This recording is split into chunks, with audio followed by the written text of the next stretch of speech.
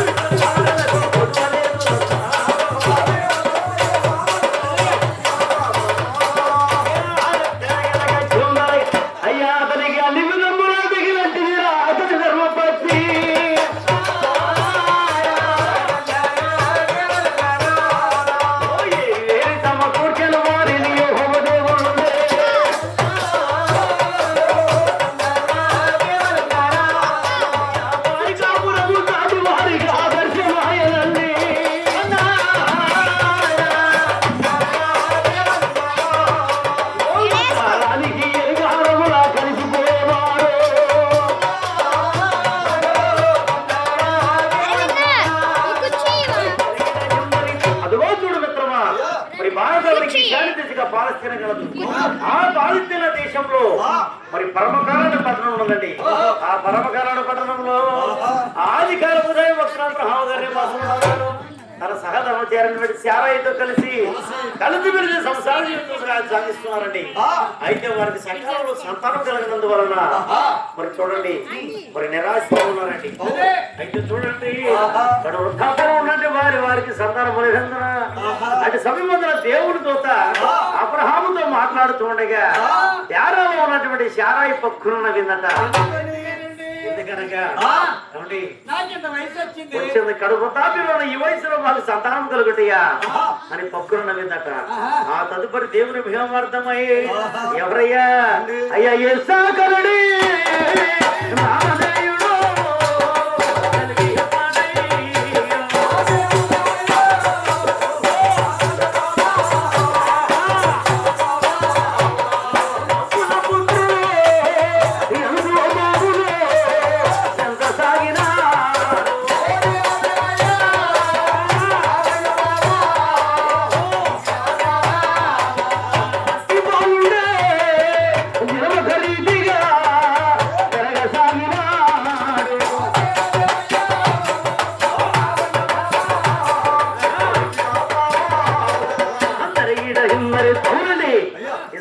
కుమారుడు వారికి కలిగి ఉండగా చూడండి దినమకరీతిగా దేవుడు మహిమార్థమై నవ్వుల పుత్రుడు బాబును పెంచుతున్నారండి. దినమకరీతిగా బాబు పెరిగి ఉన్నాడు. ఇంత వాడంతా వాడుగా పెరిగి పెద్దవాడై అలా ఎవరి వయసుకి వచ్చి ఉండరా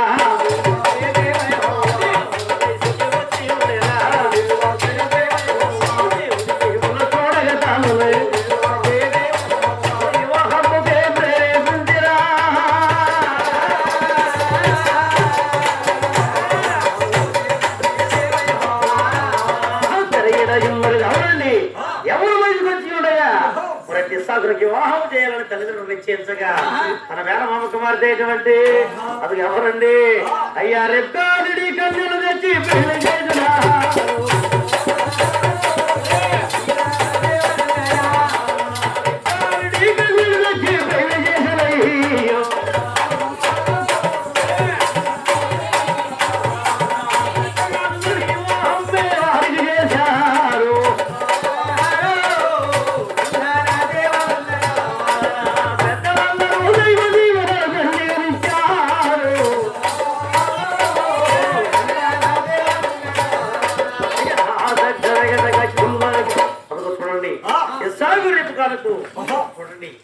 చక్క వివాహం చేశారయ్యా. ఆ తదుపరి వారికి కూడా సకాలంలో సంతానం కలగలేదండి.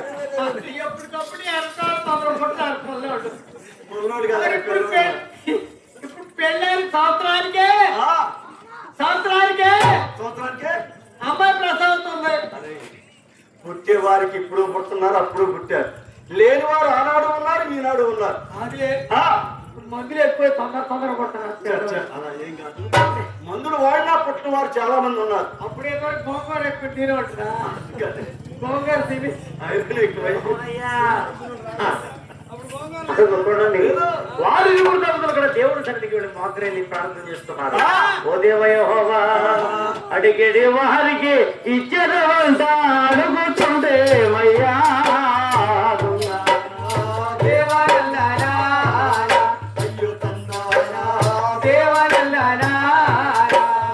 ఎందుకని వారికి దొరికేదవంట ఎదుగుతుండే ప్రభు.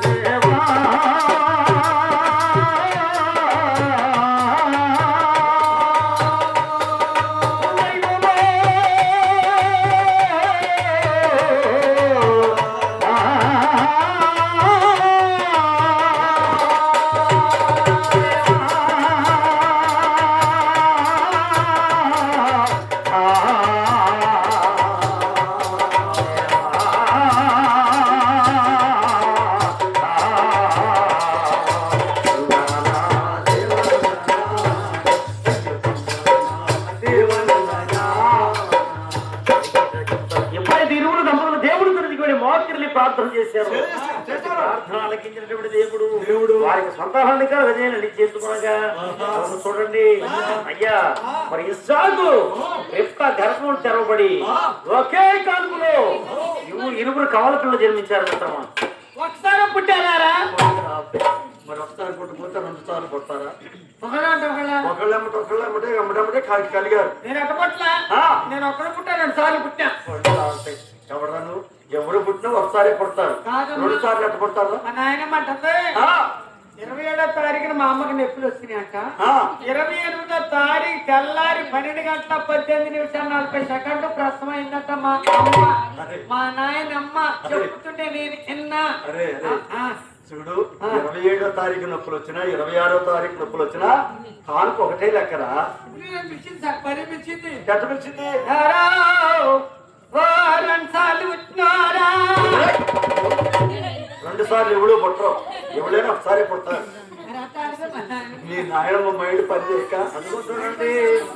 ఇరువురకు అయ్యా చూడండి అయ్యా, అబ్రహాము కుమారుడు ఇస్సాకు. అయ్యా ఇస్సాకులకు ఇరువురు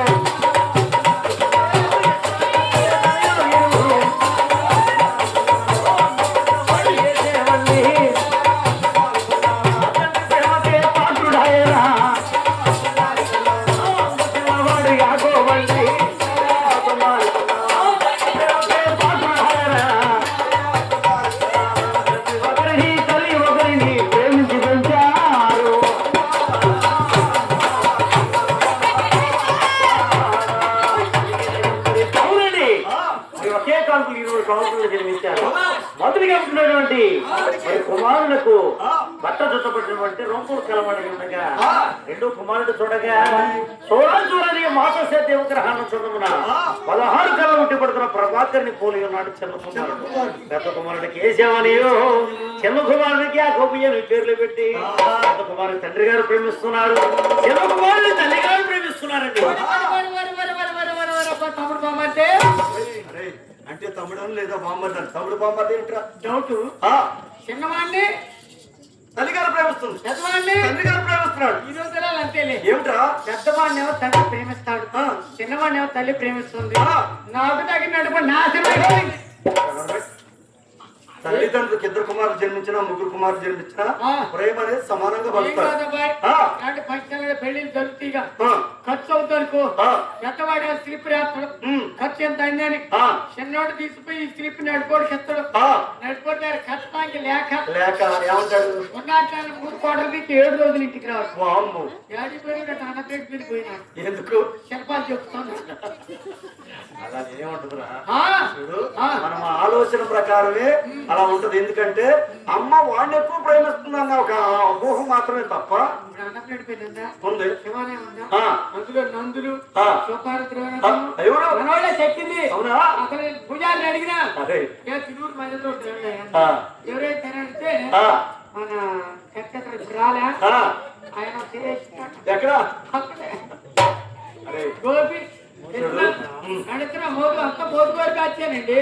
అరే చూడు, మన ఎన్టీఆర్ జిల్లాలో మనం కళాకారులు ఒక ఎత్తు అయితే ఇక్కడ మధ్య రోడ్ లో ఉన్న శిల్పి కళాకారులు ఉన్నారే, వాళ్ళు ఎత్తే ఎటు చూడొచ్చింది. అంత గొప్ప కళాకారులు ఉన్నారు మధ్య రోడ్ లో. తండ్రి గారు ప్రేమిస్తున్నారు, చిన్న కుమారుడు తల్లి గారు ప్రేమిస్తున్నారండి. అయితే కాలచక్రం పట్టు చదువుతున్నాను.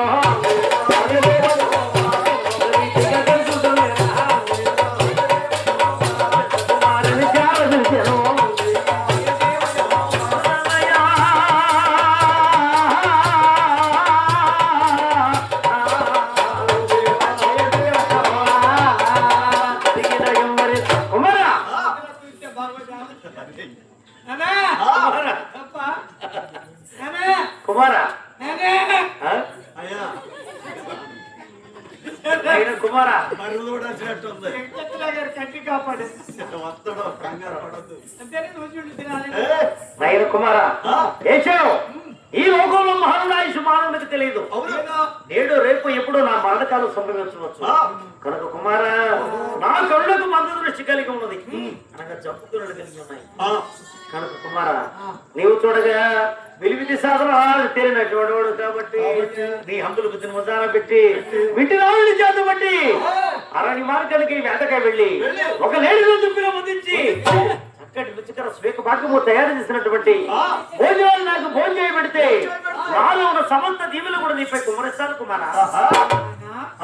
తండ్రి కోరిక చేస్తానండి. ఎందుకు నాన్న ఇప్పుడే వేట మార్గం వెళ్ళి వేటాడి లేడిని దుప్పిన వధించి నీకు నచ్చిన భోజనం పెట్టి నీలో దీవులు పొందుతాను తండ్రి, నన్ను జీవించండి. తిరిగి రానా అని చెప్పగా పోతున్నా 20 మార్గానికి వెళుతున్నాడు పెద్ద కుమారశివుడు ఏసావు. అందుకు చూడండి. అయితే ఆ తదుపరి వారిలో మాట్లాడుతున్న సమయంలో చాటుగా మాటగాడు చెవి ఎక్కినటువంటి తల్లి ఏంటి రేపక తల్లి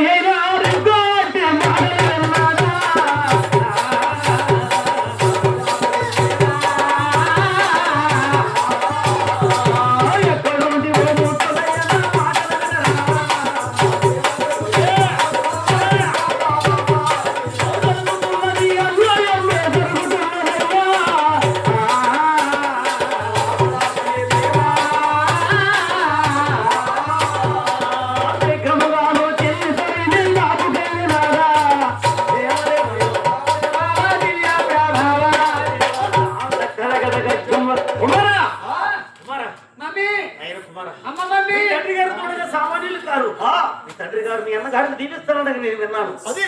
కనుక మీ అన్నగారి కంటే ముందుగా మరి నేను మా తండ్రి దాపుని పడి సమస్త దీవులు కూడా పొందాలి కుమారా. ఎప్పుడైనా అమ్మ అంటారు లేదా మమ్మీ అంటారు. అమ్మ మమ్మీ ఏంటారు దైత్యుడు. సగం కాన్వెంట్ సగం గవర్నమెంట్. కాన్వెంట్ ఏమంటున్నారు? కాన్వెంట్ అనుకో అదే గవర్నమెంట్ అనుకో ఆ. అమ్మ స్కూల్లో ఫంక్షన్ జరుగుతుంది ఆ. ఒక 1000 రూపాయలు కావాలి నాన్న అడిగారు ఆ. 1000 రూపాయలు కావాలి అమ్మ అంటారు ఆ. అదే కాన్వెంట్ అనుకో కాన్వెంట్ అయితే మిమ్మీ ఆ. మిమ్మీ మిస్ కాల్ చేస్తుంది మమ్మీ 1000 రూపీ కమ్మమ్మీ మమ్మీ మిస్ కాల్ అనుకున్న 1000 కమ్మమ్మీ అరే వ్యాలు మొత్తం మెలకలే అవునా? వ్యాలు మొత్తం మెలకలే ఆ, కావచ్చు. అందుకని అమ్మమ్మీ అన్న సరే సరే కారణమే చెప్పట్టించారు చూడు అన్నయ్య నాన్నగారు దీవిస్తానంటుంటే నేను విన్నాను. అవునా అవును అమ్మా నాన్నగారు దీవెన నువ్వు పొందాలి. అమ్మో ఆ, నా అన్నయ్య ఎత్తి వేటకి వెళ్తాడు అవును. లేడు దుప్పుడు సంహరిస్తాడు ఆ, నాన్నగారి పోయిన పెడతాడు ఆ, మరి నేను తీరు పొందలేను ఆహా.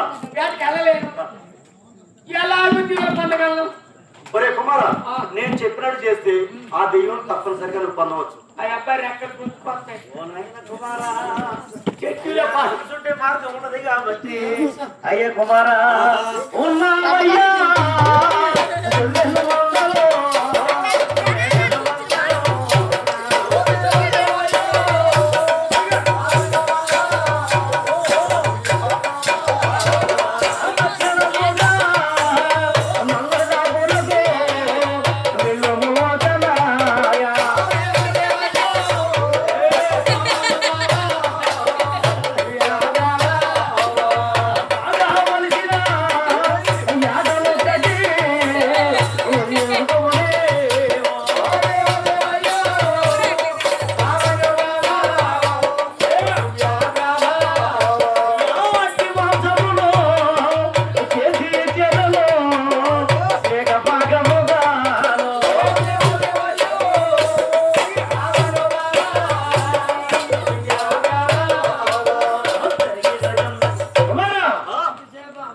కుమారా కుమారా బాగా ఆటను వధించి అట్టి మాంసాన్ని దాంతో పాటు చేరమని